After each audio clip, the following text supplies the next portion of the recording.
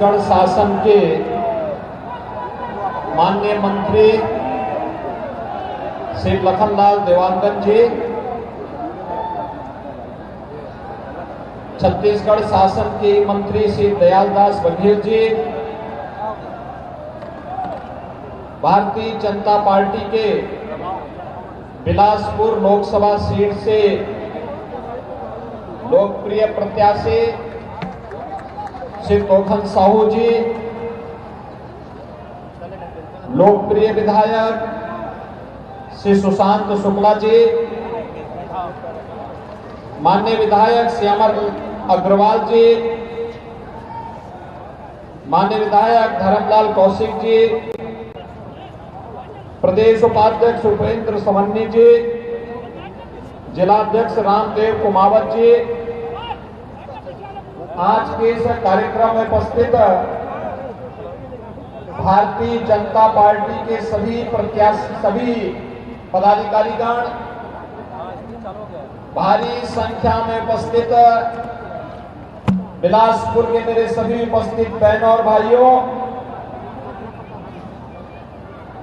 आज मुझे जब प्रातः काल मैं लखनऊ से छत्तीसगढ़ रायपुर के लिए प्रस्थान कर रहा था, तो पत्रकार बंधु मुझसे पूछ रहे थे। उन्होंने कहा कि छत्तीसगढ़ में आप क्या बोलने वाले हैं और छत्तीसगढ़ के बारे में आपकी क्या धारणा है। तो बहनों और भाइयों, मैंने उनको एक लाइन में बताया। मैंने कहा ये छत्तीसगढ़िया सबसे बढ़िया।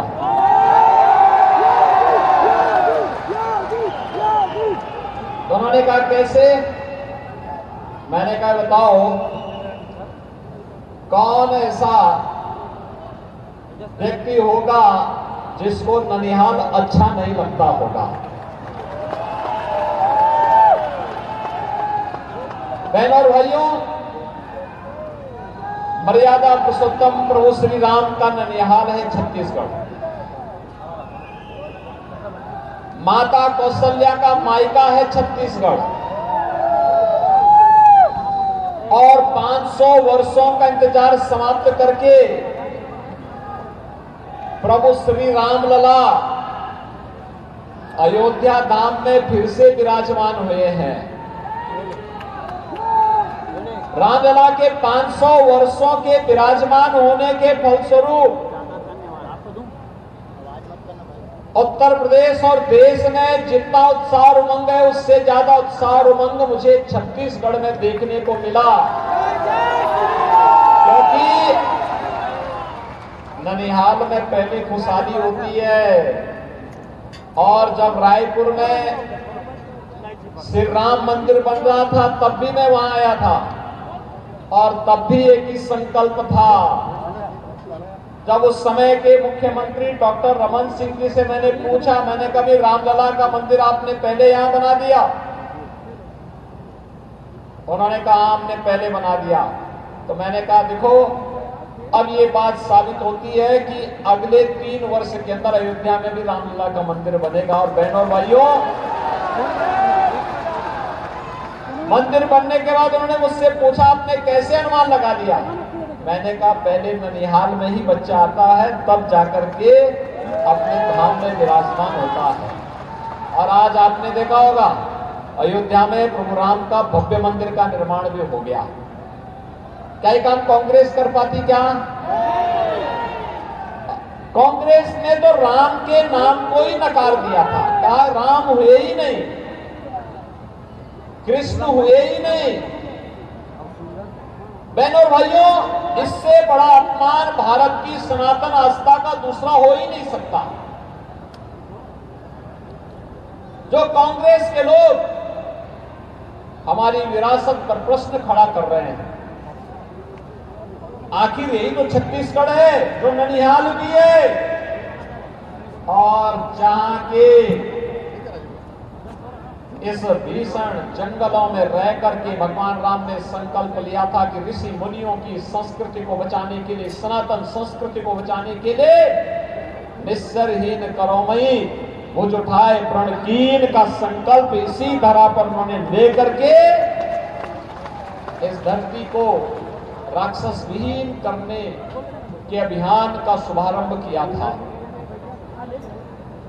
यहां के कण कण में राम का स्मृतियां छुपी हुई है और कांग्रेस के लोग कहते हैं राम हुए ही नहीं।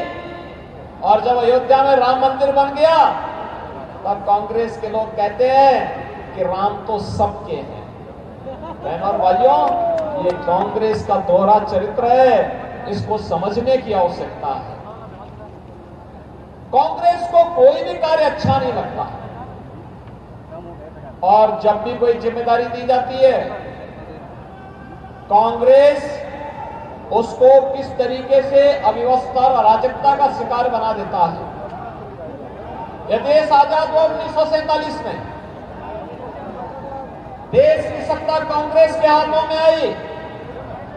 कांग्रेस ने देश को समृद्धि की ओर ले जाने की बजाय अव्यवस्था, अराजकता, जातिवाद, भाषावाद, क्षेत्रवाद, आतंकवाद, नक्सलवाद इधर धकेल दिया, भ्रष्टाचार की ओर ढकेल दिया, अराजकता पैदा कर दी। जानबूझ करके देश के संविधान में ऐसे ऐसे प्रावधान करने के प्रयास किए गए जो बाबा साहब भीमराव अंबेडकर को भी अपमानित कर रहे थे। और बहनों और भाइयों, जो देश के अंदर आतंकवाद और अलगाववाद को बढ़ावा दे रहे थे, उसी में एक प्रावधान उन्होंने जोड़ा था, धारा 370 का। भारत के मूल संविधान में नहीं, 1952 में एक संशोधन के माध्यम से कश्मीर के लिए विशेष प्रावधान कर दिया गया और उसी के खिलाफ भारतीय जनसंघ के संस्थापक डॉक्टर श्यामा प्रसाद मुखर्जी को अपना आंदोलन चलाना पड़ा था। तब उन्होंने एक नारा दिया था, एक देश में दो प्रधान, दो विधान, दो निशान नहीं चलेंगे, नहीं चलेंगे। बहनों और भाइयों, डॉक्टर श्यामा प्रसाद मुखर्जी ने अपने आप को बलिदान कर दिया कश्मीर को भारत का हिस्सा बनाने के लिए। और इसीलिए भारतीय जनसंघ और भारतीय जनता पार्टी का एक एक कार्यकर्ता नारा लगाता था, जहां हुए बलिदान मुखर्जी, वह कश्मीर हमारा है। बहनों और भाइयों, 65 वर्ष तक कांग्रेस के लोग कुछ नहीं कर पाए। अंततः जब मोदी जी प्रधानमंत्री बने, अमित शाह जी गृह मंत्री बने, कश्मीर की धारा 370 समाप्त हुई और आज कश्मीर विकास और लोकतंत्र की मुख्य धारा के साथ जुड़ करके एक भारत श्रेष्ठ भारत का हिस्सा बना हुआ है। बहनों और भाइयों, कश्मीर में धारा 370 काटना आतंकवाद की ताबूत में अंतिम कील है। अब आतंकवाद भारत की धरती पर पनप नहीं पाएगा। आपने पिछले 10 वर्ष में देखा होगा, आतंकवादी पहले कहीं भी विस्फोट कर देते थे, निर्दोष लोग मारे जाते थे, सरेआम पाकिस्तान समर्थन करता था। और आज स्थिति क्या है? उस समय कांग्रेस की सरकार हुआ करती थी, वह कुछ नहीं बोलती थी, कुछ नहीं करती थी, कहती थी हम देखेंगे। और आज अगर कहीं पे पटाखा जोर से फूट जाए ना, तो पाकिस्तान पहले सफाई देता कि साहब मेरा कोई हाथ नहीं है, क्योंकि इसे मालूम है कि अगर किसी आतंकी वारदात में पाकिस्तान का हाथ होगा और आतंकवादी पाकिस्तान के अंदर छुपे होंगे, तो पाकिस्तान को लेने के देने पड़ जाएंगे। भय बिनु हो ही न प्रीति, ये जो प्रीति है बिना भय के नहीं है। और इसलिए बहनों और भाइयों, आपने देखा होगा 1947 में पाकिस्तान बड़े ठसक के साथ बना था, भारत का विभाजन करके पाकिस्तान बना था। जितनी जनसंख्या थी उससे ज्यादा भूभाग मिला, बहुत उर्वरा भूमि मिली। आप देख सकते हैं पाकिस्तान की कुल आबादी 2324 करोड़, उत्तर प्रदेश की आबादी से भी कम है। और बहनों और भाइयों, वहां लोग भूखों मर रहे हैं। भारत के अंदर 80 करोड़ लोग पिछले 4 वर्ष से और यहां पर पिछले 20 वर्ष से फ्री में राशन की सुविधा का लाभ प्राप्त कर रहे हैं छत्तीसगढ़ में। मोदी जी 80 करोड़ लोगों को देश के अंदर 4 वर्ष से फ्री में राशन दे रहे हैं। अगले 5 वर्ष तक ये जारी रहेगा। आपने बदलते हुए भारत को देखा है और आप भी कह सकते हैं हमने भारत का वह दौर देखा है जो विकसित भारत की आधारशिला बन रहा था। आप में से हर व्यक्ति इस गौरव की अनुभूति कर सकता है, आने वाली पीढ़ी को बता सकता है कि हम भी इसमें योगदान दिए हैं। किसी ने वोट दे करके कोई हनुमान बन करके काम किया होगा, कोई जामवंत बन के काम किया होगा, कोई अंगद बन करके काम किया होगा और किसी ने गिलहरी की तरह ही अपना योगदान दे करके विकसित भारत की संकल्पना को साकार करने में अपना योगदान दिया होगा। और ये कहने के लिए हम सबके पास एक अवसर होगा और इसी का आह्वान करने के लिए हम लोग आज आपके पास आए हैं कि बदलते हुए भारत को आपने देखा है। यहां पे दुनिया के अंदर भी सम्मान है, सीमाएं सुरक्षित हैं, आतंकवाद, नक्सलवाद और उग्रवाद समाप्त की ओर है, बड़े बड़े इंफ्रास्ट्रक्चर के कार्य हो रहे हैं, highway, railway, metro, IIT, IIM, AIIMS, one district one medical college, हर घर नल की योजना और गरीब कल्याणकारी योजनाओं को 80 करोड़ लोग फ्री में राशन की सुविधा का लाभ प्राप्त कर रहे हैं। कांग्रेस के शासन में लोग भूखों मरते थे। 60 करोड़ लोगों को देश के अंदर आयुष्मान भारत का 5 लाख रुपए का स्वास्थ्य बीमा का कवर मिल गया है। 50 करोड़ गरीबों के लिए जनधन अकाउंट खुल गए हैं। 12 करोड़ गरीब किसानों को प्रधानमंत्री किसान सम्मान निधि की सौगात मिल रही है। बहनों और भाइयों, 12 करोड़ गरीबों के घर में शौचालय बन गए। 10 करोड़ गरीब महिलाओं को महिला स्वयंसेवी समूह के माध्यम से आर्थिक स्वावलंबन की ओर अग्रसर किया गया और 10 करोड़ परिवारों को उज्ज्वला योजना का फ्री में रसोई गैस का सिलेंडर भी प्राप्त हुआ है। 4 करोड़ गरीबों के लिए मकान बने। अकेले उत्तर प्रदेश में 56 लाख गरीबों के मकान बन गए हैं। ये तो छत्तीसगढ़ में भूपेश बघेल की सरकार ने 18 लाख गरीबों के मकान रोक दे, नहीं तो यहां भी 18 लाख गरीबों को मकान मिल जाते। और अब विष्णुदेव साय के नेतृत्व की भारतीय जनता पार्टी की सरकार भारत सरकार को लिख के दे दी है कि हम अपना शेयर देंगे, हमारा पैसा दीजिए, हम भी यहाँ पे 18 लाख गरीबों को मकान देंगे और चुनाव के तत्काल बाद 18 लाख गरीबों को मकान मिलने वाला है। बहनों और भाइयों, ये काम मोदी जी के नेतृत्व में हुआ है। नौजवान के लिए आजीविका है, गरीब के लिए आवास है। तो आपकी आस्था के लिए अयोध्या में प्रभु राम का भव्य मंदिर का निर्माण भी है। क्या कांग्रेस से काम कर पाती? क्या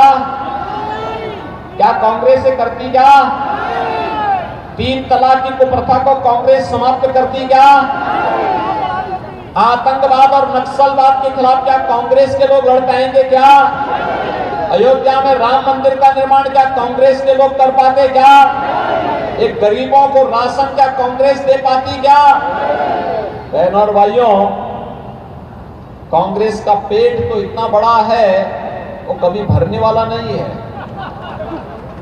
वो गरीबों के हकों में डकैती डालते हैं और इसीलिए कांग्रेस समस्या का नाम है, भारतीय जनता पार्टी उसका समाधान है।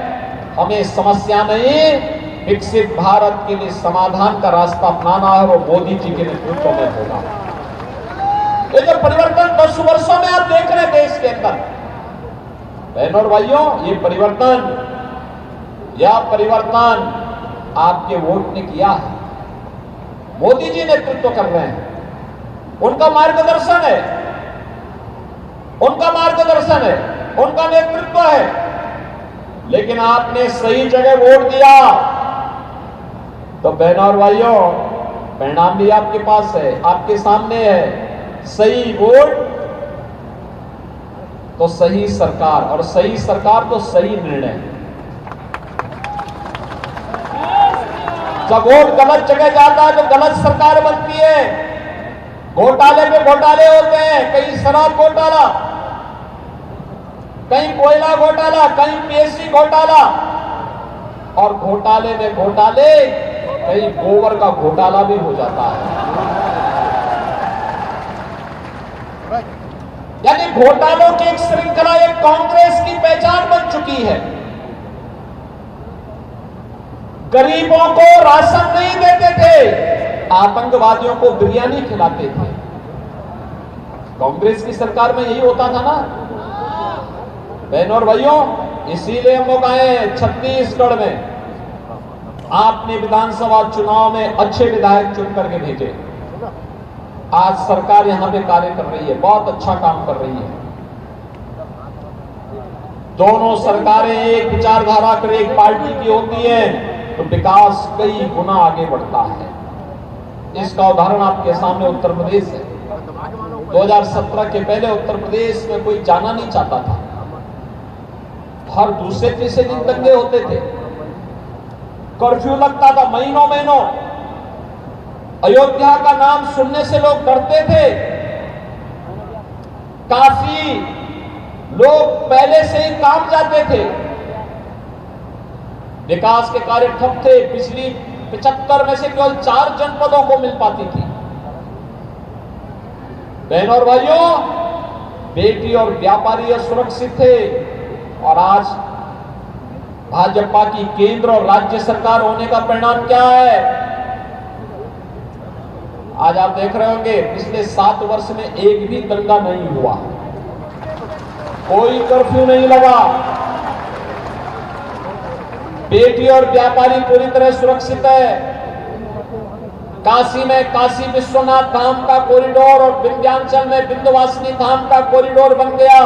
और अयोध्या में तो लगता है जैसे त्रेता युग का प्रभु राम का युग स्वयं साक्षात अयोध्या धाम में आ गया है।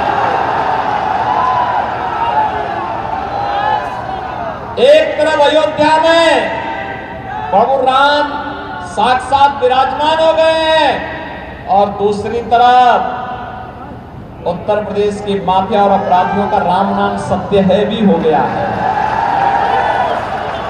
ना बहनों और भाइयों। देश को विकसित भारत बनाने के लिए मोदी जी के नेतृत्व में सुरक्षा, सुशासन और विकास का ये मॉडल फिर आवश्यक है। और सुरक्षा, सुशासन और विकास का इस मॉडल के लिए आज हम सब आपके पास आए हैं। भारतीय जनता पार्टी ने श्री तोखन साहू जी को अपना प्रत्याशी बना करके आपके बीच में आपके आशीर्वाद के लिए दिया है। तीसरे चरण में यहां चुनाव है। अभी से चुनाव के दौरान ये इस बात की उम्मीद करना कि प्रत्याशी मुझे बोले या प्रत्याशी मेरे घर में आए, ये नाइंसाफी होगी। चुनाव के दौरान ये नहीं हो सकता। चुनाव के बाद आप खूब घुमाइए, खूब बुलाइए, लेकिन चुनाव के दौरान तो बहनों भाइयों आप सबको मोदी जी का प्रतिनिधि बनना पड़ेगा, स्वयं तोखन साहू बनना पड़ेगा। कमल चुनाव चिन्ह के फूल का छाप लेकर के घर घर जाना पड़ेगा और अधिक से अधिक मतदाताओं को मतदान केंद्र पर 7 मई को ले जाना पड़ेगा। तब तक गर्मी भी काफी बढ़ चुकी होगी। अभी से ये टेम्परेचर है, तब की हालत और खराब होगी। लेकिन गर्मी की परवाह किए बगैर आपको पूरी मजबूती के साथ कार्य करना है। सहमत हैं? मोदी जी को तीसरी बार प्रधानमंत्री देखना चाहते हैं ना? विकसित भारत के सपने को साकार करना चाहते हैं ना? आस्था का सम्मान करने वालों को फिर से देश की सत्ता सौंपना चाहते हैं ना? तो इसके लिए बिलासपुर की लोकसभा सीट पर श्री तोखन साहू भारतीय जनता पार्टी के प्रत्याशी बनकर के आपके बीच आए हैं। सहमत हैं? सभी लोग सहमत हैं? इधर सभी लोग सहमत हैं? तो फिर मेरे साथ बोलेंगे भारत माता की, भारत माता की, छत्तीसगढ़ महतारी की, छत्तीसगढ़ महतारी की। जय श्री राम, जय जय श्री राम।